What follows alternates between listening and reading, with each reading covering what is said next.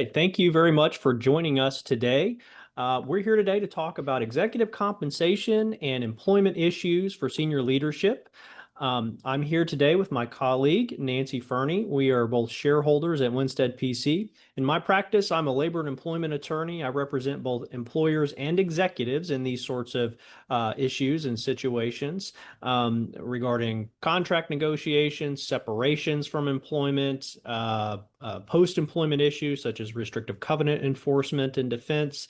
And so with that in mind, I'll be talking a little bit later on in the program about some employment issues, some contractual issues that arise when we talk about executive compensation. Nancy?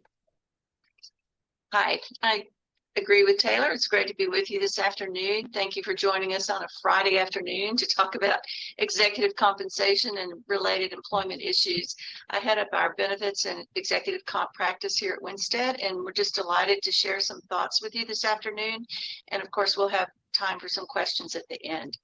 So very briefly, the agenda today, in talking about executive compensation, we've separated that into arrangements for corporations and then arrangements for partnerships and LLCs. And that's because they are quite different. And then Taylor will talk to us about certain activities that impact executive comp and key executive contract provisions.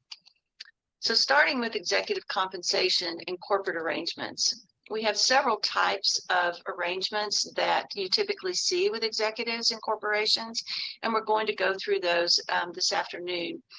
Corporations have a lot of flexibility in structuring these arrangements, and they choose one or the other for different reasons. But first of all, we're going to discuss stock options, two different kinds: incentive stock options, which you may hear referred to from time to time as ISOs, and then non-qualified stock options. We're also going to talk about restricted stock units, stock appreciation rights, phantom stock, and that's not for Halloween only, then deferred compensation and bonuses.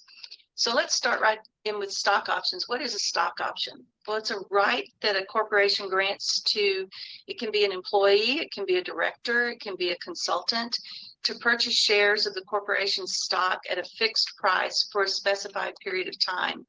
So think of it this way. Incentive stock options have to be granted only to employees, where I've been talking about granting options to directors or consultants. Those are non-qualified options. So in incentive stock options granted to